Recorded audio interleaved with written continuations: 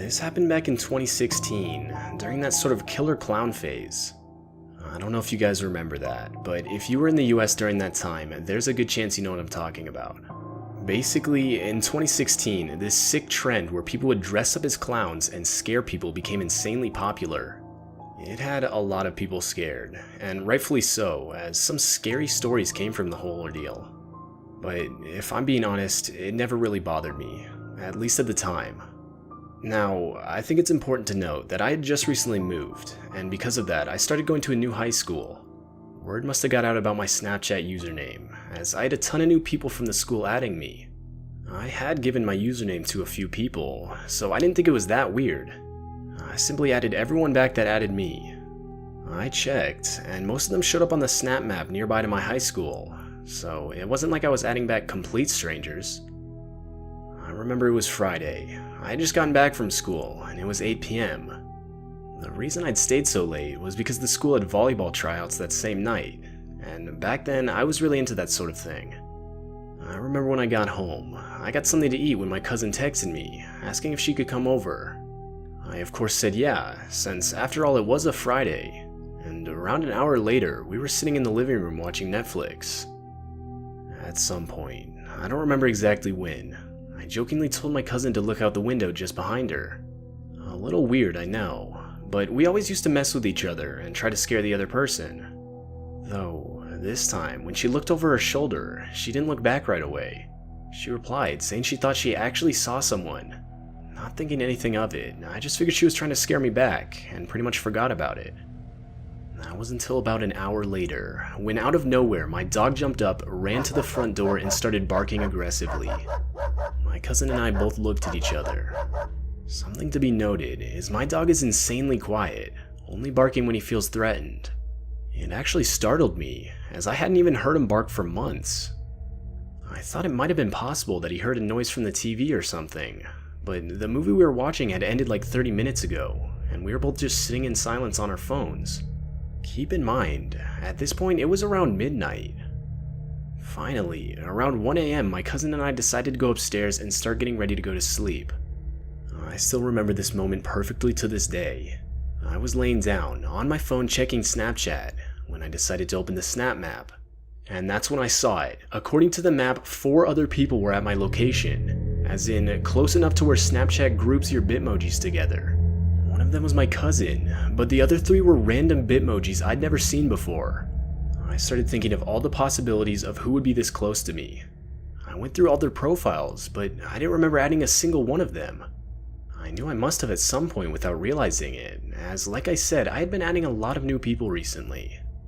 Now a little worried, I told my cousin, and we went downstairs to check and make sure all the doors were locked.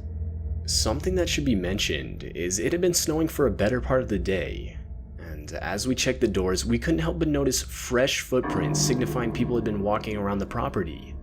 There were even some in the backyard, which was gated, meaning whoever it was had to have jumped the fence. We were genuinely worried now. When I checked the snap map, it said the 3 guys' locations were last seen an hour ago. And an hour ago was when my dog started viciously barking at the front door for no reason. The more I thought about everything, the more it seemed to connect, but there was really nothing we could do, as we already searched the whole house and locked all the doors. My cousin and I were the only ones supposed to be home this night, and we didn't want to call the police, as we didn't even know if we were in any true danger. That was when I remembered the house actually did have multiple cameras around the property, and I figured we could check those. The reason I only remembered just then was because, like I said, we had only just recently moved into the house, and our last house was pretty old, so we didn't have anything close to cameras. Anyway, we started looking through what the cameras had picked up within the last few hours. Now, when going through the footage, you could actually turn on a setting so that it would only show you the clips where motion was detected. So I selected it, and it started playing clip after clip from cameras that detected motion. Almost all of them just featured tree branches blowing in front of the camera, or normal stuff like that. But eventually, we were shown a clip of some random people we'd never seen before walk up on our property. They were all dressed head to toe in clown costumes, each carrying a baseball bat in their hands. More clips were shown of the clowns walking around. More times than once, you could see as they cupped their hands against the windows in an attempt to look inside. My cousin and I were both absolutely terrified at this point, and we instantly called the cops. Though we didn't think it'd do much good, as all the clips were about an hour old. When they finally arrived, they asked us a few questions and looked around the property, verifying that nobody was still lurking around. Of course, at that point they didn't find anyone, and just told us they'd patrol the neighborhood for the rest of the night. We would end up making a report on the clowns for trespassing, and gave the cops as much information as we could, including some of the footage, and even the Snapchat usernames of the profiles that were on our location. I would of course block all the accounts, but made sure to get a ton of screenshots before doing so. I still don't know who those people were, or how they were able to get my Snapchat. This whole ordeal has been very stressful and scary for me, my cousin, and the rest of our family. I'm still shaken up by the thought that they could return at any point with worse intentions.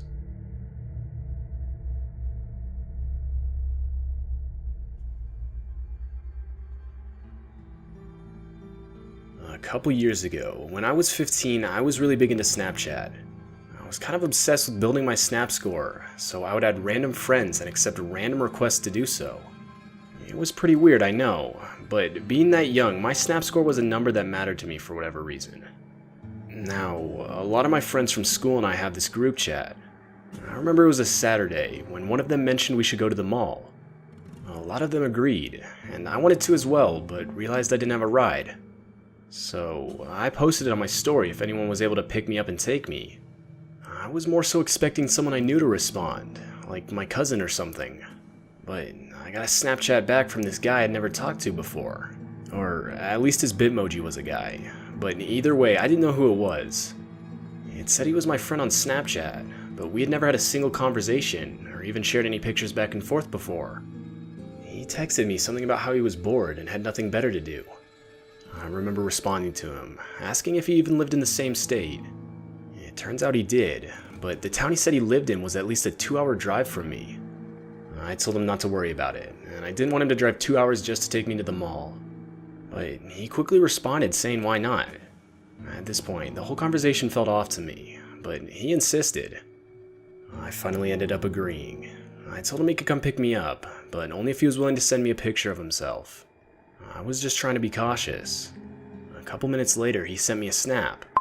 I opened it, just to see some 30-year-old guy looking back at me. The guy had on a really dirty hat, smiling at the camera, though like half of his teeth were missing.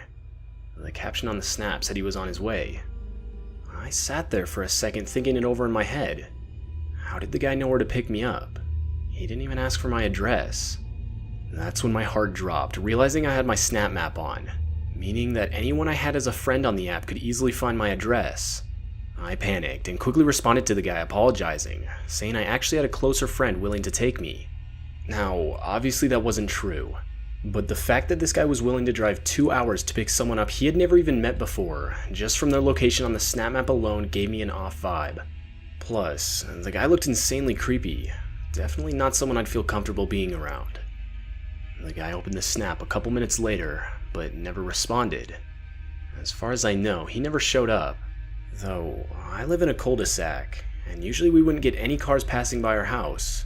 But I swear, for at least the next few days, there was this same black SUV that would constantly drive by. Whether that was related or not, I don't know. Though, about a month later, I was on Facebook scrolling through my feed. I passed a news story that had one of those attachments, meaning it was sourced on a different website. I almost always scroll past those things, but I couldn't help but stop for this one. There, on my Facebook feed, I could clearly see a picture of that guy from Snapchat. There was no doubt in my mind it was the same guy. The headline of the news story read that he was arrested for attempted murder. This whole experience makes me think I dodged a major bullet by trusting my gut and not accepting a ride from the guy. The whole situation shook me up for a while, and nowadays I try to be a lot smarter and only allow people I trust to see me on the Snap map.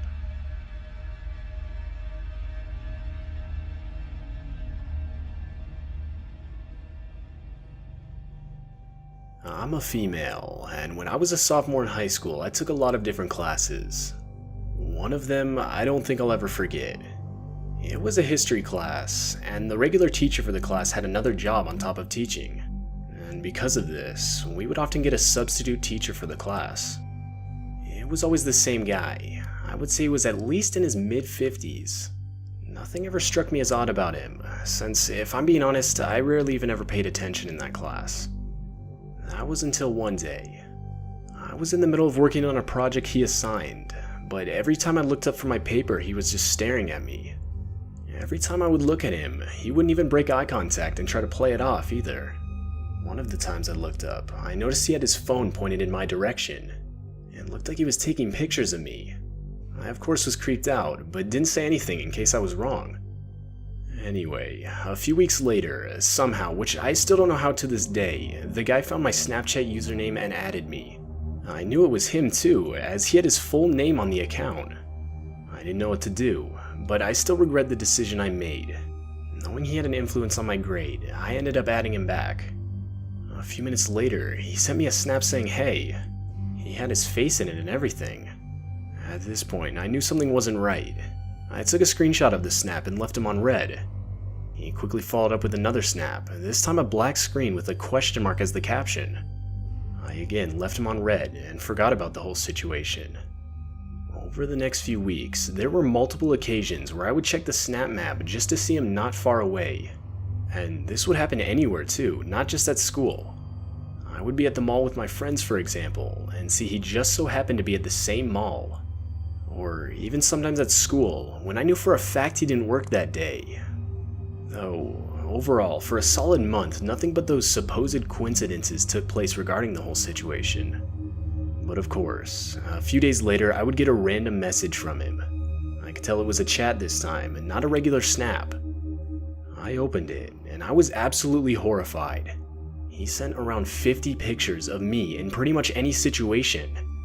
Some were of me at school, but others, confirming my suspicion about him following me on the snap map, were of me not on school campus.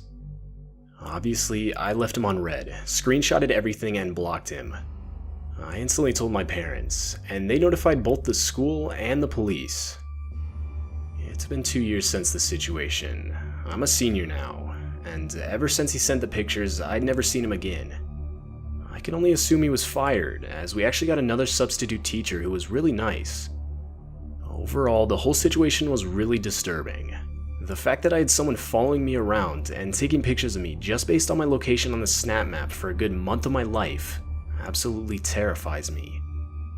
I deleted Snapchat shortly after the whole experience, and like I said, I haven't seen the guy since, so I'm not entirely sure whatever ended up happening to him.